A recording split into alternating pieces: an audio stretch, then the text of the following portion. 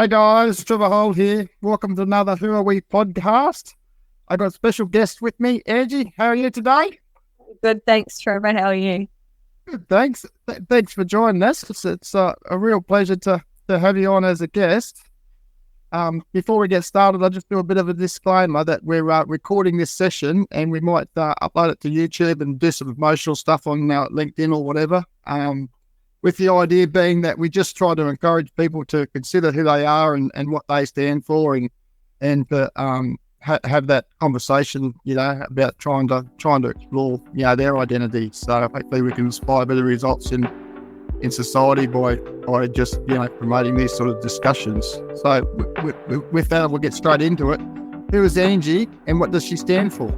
What do I stand for? I knew you were going to ask this question, and still got a bit of a blank in my head.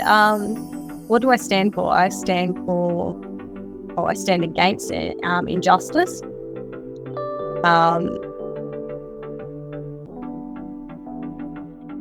Kindness, acceptance, just allowing people to be their true authentic selves without judgment. Yeah, that pretty much sums it up. So it sounds like you're very tolerant of people expressing themselves. Is that how you'd summarise it? That's what you're trying to encourage people to be themselves, isn't it? Yeah. But I always find, even with interactions that I have with people that are quite challenging, I might walk away and feel it was quite a heated sort of discussion on their behalf. But I always sort of try and avoid a bit of confrontation and that sort of thing. But I always leave that encounter sort of learning something about myself or about that other person, and am always able to sort of look back at that and go, oh, wow, that was a really interesting perspective, or that challenged one of my beliefs. And that discomfort is usually a learning or something that comes from that. So I think every sort of interaction is a bit of a gift from another person. So even while you're avoiding confrontation, or when you're experiencing confrontation, you sort of go away and reflect on that and try and draw on why that might have affected you, or why that might have drew that sort of emotion from him, or why you felt that way. You got a bit of a curiosity of it and trying to take some learnings away. Yeah, and that's sort of shift that happened. And look, I haven't always been that way. When once upon a time I was quite being young, a bit sort of, this is my opinion and I'm going to jam it down your throat whether you like it or not. And then I think you're adding age and experience, and you sort of learn that that's never the right approach. So now I sort of take that more of a curiosity approach, and I think it's been a huge game changer. I've learned so much about diversity and appreciating difference in opinions and personalities. And I truly believe that, it is those differences that sort of provide balance to the world. Yeah, and it sounds to me like embracing them differences and accepting them in such a way that challenges your own beliefs or your own perspectives and the reason why it does help you grow as an individual, but also as a society as well. If we could have that sort of approach in general, then I think the world would be a much nicer place, do you think? Yeah, absolutely. I think it's one of the biggest things we can teach our kids too, is that difference of it, all kinds. That is human nature, and it provides colour to the world. It's new vibrancy and spice to life. Nice, yeah. And that's one thing I've spoken to people in the past about. If we all shared the same perspective or had the same opinion, it would be a pretty boring place, the world. So it's I feel it's an asset to have our beliefs challenged, or to have our ideas or have differences of because we can only see the world through our eyes. I can't see the world through your eyes, and it sounds like you sort of learnt that lesson along the way, and embracing that truth. I suppose that's how it is. And I think look, I grew up in that very male-dominated household, and this sort of semi-rural, blue-collar sort of family. And I think you learn very early on that, you sort of think like rocks that have like crystals, or like these geodes that are like rough, and they don't look like much on the outside. You crack them open, they're beautiful crystals on the inside. And I think I've learned that there's a lot of people like that too. Like they, once you actually sort of get to know people,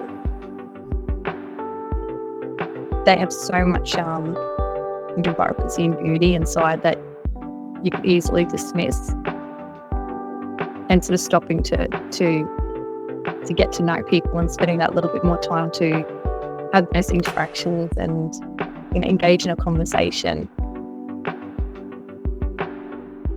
Yeah, it sounds like that's that old saying, isn't it? That not to judge a book by its cover. It sounds like when you're breaking that rock open to see the gems inside. It sounds to me that you enjoy getting to know people on a inner level. Yeah, absolutely. Yeah, no, that's great. Now, thanks for sharing that. You sort of said at the start that injustice is something that you don't stand for. So obviously you're standing for justice. And we heard all these great things about kindness and acceptance and non-judgment and that sort of stuff. We never really heard much about who is Angie. Who is she? What drives her, or what sort of gets you out of bed in the morning? Well, having something to sort of fight for. I think I've always sort of said that having a bit of a cause. It doesn't have to be my own cause. I'm always happy to jump on the bandwagon of someone else's. If there's a something that's happening, and I think this is a really important thing that needs to be shared or spoken about, then I'm happy to put my hand up and go, yep, let's get the word out there. Let's sort of spread awareness.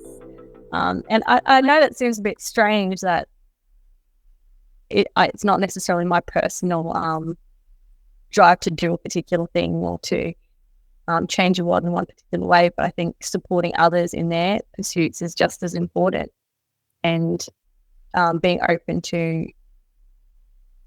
changing your own beliefs.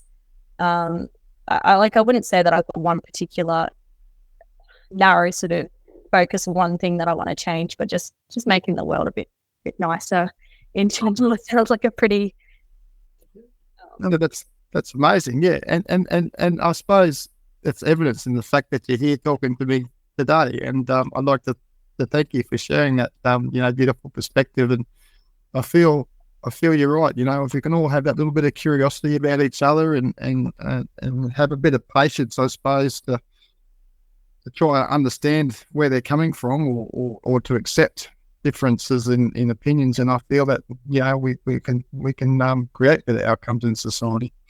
And even you and I getting to know each other. Like I reached out to you, and I'm like, this guy looks like he's got a story. Like, I want to get to know this guy. Yeah. And that's the same that I find with you as well. Obviously, like you said, we've been talking to each other now for a few months or whatever, and I suppose that it's that curiosity, isn't it? That we're two people on the planet, and I know you got your beautiful kids and your husband and your life there with your chickens and whatever else, and your business, and you're so busy and all the rest of it. But at the end of the day, you are a person, and I'm very similar here. I got my farm and my cows, and I got my wife and kids, and living life. And it's at the end of the day, we all are humans on this planet trying to get by, aren't we? And it's those sort of getting to know people is also very like the curiosity. Like I love it's the journey of learning something new that gives me that kind of like the dopamine hit, and that sense of like, yeah, this is exciting. Yeah. How long I follow that interest through to, or until it satisfied my curiosity. But I just love learning about new things. And I think people have sort of become that too. Like I love engaging in conversations with people and learning something new. So I've gone back to uni to study psychology because like I just think people are amazing, and I like to sort of believe that there's more good than bad in the world. I've always sort of felt that way. And in my younger years, that sort of, with a bit of naivety, that wasn't a really a very good character trait to have. However, as I've got older, I've sort of learned to maintain that in a way that is not detrimental, to sort of focus that energy in a particular area so that it's not, to be abused or to be taken advantage of. Well, yeah. And that comes from, I suppose, it sounds like a deep understanding of who you are, I suppose, in the fact that, you got that curiosity and you got that will to want to help people, but also it sounds like you've learnt about boundaries a fair bit. Do you think, is that what you're sort of describing there, and you're not letting people take advantage of it because you sort of understand your vulnerabilities and your kindness and trying to set them boundaries so people can't take advantage of you? Look, I think boundaries in general, I think I've even had, I used to have a lot of difficulty not overstepping other people's boundaries as well. It's a bit of a like ping pong ball that was bouncing around the place and stepping on people's toes and, getting in their personal space when I was younger. And boundaries, what are they? Like, what boundaries, And then as I've got older, I've sort of learnt that importance to not only recognise your own, but to respect other people's boundaries as well. It's taken a long time to sort of learn that, but it is so important. Yeah. And I think too, also acknowledging that, like it's your journey to get to where you are. I think, like we're not always come from, perfection. Obviously we're a work in progress, and it sounds like you're sort of acknowledging that, that you had got that wrong previously in your life, and you've grown a bit better, and you've worked towards better results in regards to that boundary setting, which has created better outcomes as you get older. That's right. That's sort of like progress over perfection. Yeah. Mentality is so important. Yeah. And I think too, by acknowledging, I suppose, that and talking about that, I feel that might help other people create similar awareness around their boundaries and around, their difficulty, because it's okay to not be perfect, or it's okay to have difficulties or problems. And I think just being aware of them and acknowledging them does start a journey in healing or correcting some of these issues that we're all having. And I'd like to thank you, Dave, for acknowledging that in your own journey. It's amazing. And also thanking all the curiosity, I suppose, is another big message I'm getting from you, and that curiosity and respecting other people's differences. These are all great life lessons that you've learned and that you're sharing here today. And that's actually something I've seen as a bit of a theme in your series that you're doing. I think there was another guest that you had on that was sort of talking about that curiosity, and shifting to a curiosity approach removes the stigma and that sort of self-judgment and everything that we can, like self-criticism, that self-loathing that we can sometimes slip into.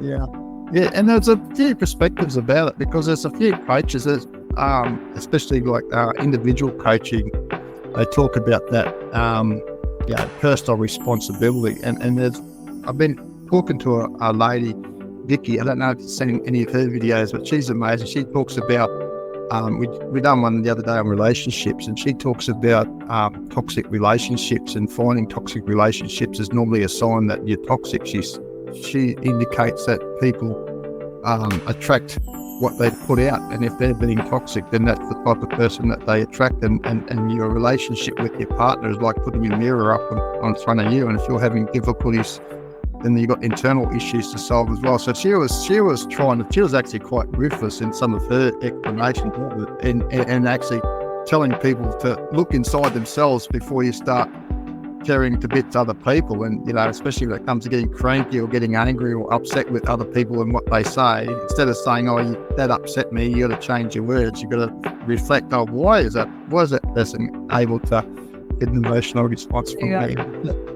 Curiosity that she was talking about as well, you know. So it's interesting too. So sort of as I've done my coach training and working with individuals who have ADHD and autism, one of the big things that I've sort of had to learn for myself as well is that interoceptive awareness. And, you know, when I'm feeling dysregulated or hungry or thirsty, or that can manifest as irritability. Yeah. And that's something that I've sort of really learned as well, is that sometimes if I am irritable, it could come down to as simple as getting back to basics, having a drink of water, having something to eat, go to the toilet. And that can make a huge difference to your mood, even those very simple things that, you know, we have to do every day. Self-care. We get busy, forget about taking things back to basics and just looking at what we need physiologically. Yeah. And that is a common thing. It's just like, yeah, it all comes down to yourself and self-care, especially with women as well. I found a lot of women were saying that they're a mother and they put their kids first because their kids are number one, and that's been a common theme, you know, and a lot of times they don't feel worthy or feel guilty about spending time looking after themselves because they've got so many dependent things, and sometimes even their husbands are put above their own personal, you know, welfare and that sort of stuff. But teaching people to be the best you can be will create better outcomes for the people that you love, you know, and that's how you create better outcomes for them, not by putting yourself into negative spaces. It's by lifting yourself up. And That old, you can't pour from an empty cup or an empty chalice. So you have to actually full in order to be able to give to others. Yeah. And the other one I like too, and like you say, some of them podcasts, you go through them and they are quite good. But the other one I got too that reminds me so much about this curiosity theme that you brought up is if you don't know where you fit in or what you want from your life, and you're not sure and you don't know how to advocate for that, then someone's going to put you where it services them. Yeah, I mean, like if you're not going to live your life to service yourself, then someone's going to put you somewhere where it services someone else, and that's so true as well. That's sort of something that's come up quite recently too, is that even in terms of being available. So if you don't schedule in time for whatever your priority, like whatever is important for you, then someone else will decide for you how you spend your time. Yeah. It's so simple philosophy, isn't it? Yeah. Oh, that's great. So it's been really good chatting to you and getting to know you more. And I feel that kindness, acceptance, no judgment, and time. I feel relationships are. I'm getting a vibe that creating or generating relationships or conversations with people and getting to know people on a deeper level is something that's very meaningful for you and something that you endeavour to achieve on a regular basis. Do you feel that's what? Yeah, I think, letting go of those relationships that don't serve you, not don't serve you, but the ones that drain you. If you're having encounters with people and you leave feeling emotionally drained, and I don't mean temporarily, of course, friends going through crisis, someone you care for, just the empathy is affecting you, then that's perfectly fine. But those people that you go back to in every single encounter, it's a take, and it's taking energy away from you. Letting go of that and sort of allowing them to move on in the world and wishing them well. And then channeling your energy and time into those relationships and those people that really do lift you up and they sort of drive and they motivate you to be better, to do better. It's so important. Yeah. Yes, relationships, but relationships with like-minded, kind, curious humans. Yeah. That's beautiful. And have you got just before we finish up, have you got any final words of wisdom or anything you want to share with anyone, or anything about you that you might want to share extra? Or Not really. I'm an ADHD coach based in Queensland. I'm always happy to have a chat with anyone. If there's any questions you have, or if you want to have a chat, or if you're looking for support, and I'm able to point you in the right direction, I'm always willing to have answer an email, have a quick chat over the phone. So if anyone has any questions about that sort of thing, they're more than welcome to reach out.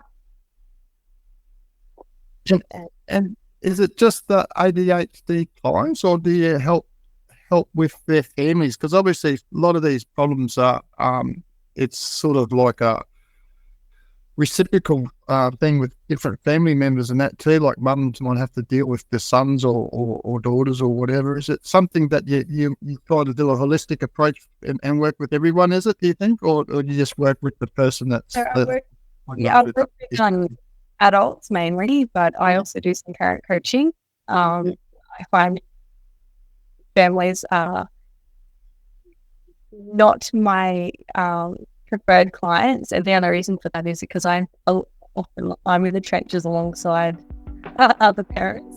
I've got one child who is very, very hyperactive, very energetic. So oftentimes, I'm very mindful to not deplete my resources and not having anything active with my own children at the end of the day. Yeah.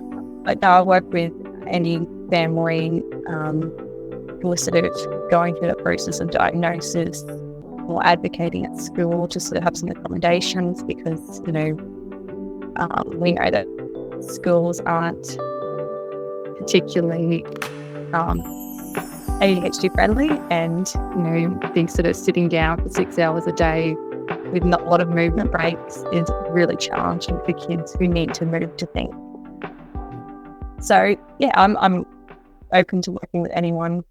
Yeah, and I could just reach out to you. I know you got a LinkedIn account, or I'll put in some links, or if someone reaches out to me, then I can always put them in the contact with you and that sort of stuff anyway. And we can do some plugs for you and let people know the services that are available, because I know it's very important to help, like you say, people with ADHD, and not just them, but with procedures and policies, or to help them with, like you say, 6 hours in a classroom's a bit steep these days, and try to come up with strategies around that, and trying to get better outcomes for everyone.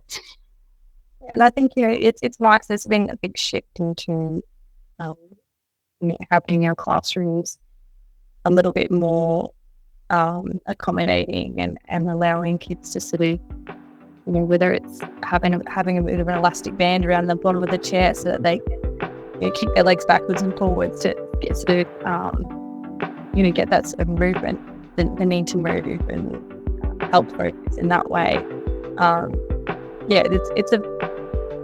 I'm not someone who's going to sort of push a family into medicating or not medicating. That's what coaching is about.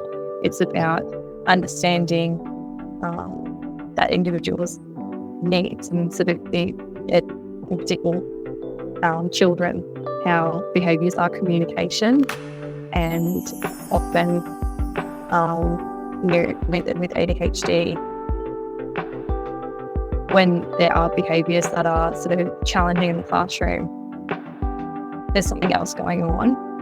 And so often we sort of look at the noisy sort of symptoms, and we're not actually looking at the underlying cause of what's going on for that person. No, that's great. That's great. And thank you very much for the work that you do. And I know that you've got a lot of passion and dedication, and great things are coming for you, I know. And hopefully we can continue to work together and create some of these amazing results that we've been achieving over the last few months. And moving forward through the psychology qualification and that sort of stuff, I'm sure it's going to be an amazing journey for both of us. So hopefully we can get through this trimester and still be in one piece at the end of it. I'd like to thank you for doing this today, and hopefully we can chat again later.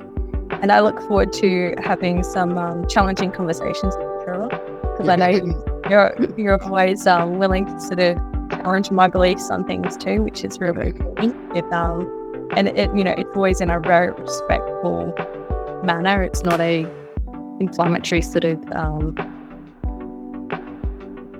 abrupt way. It's always done very respectfully, which I really appreciate and value. Yeah, no, that's great, and I've enjoyed this conversation and enjoyed the friendship that we've built, and hopefully we can have some more insightful conversations to share with the world in the months to come. Thanks very much, Angie.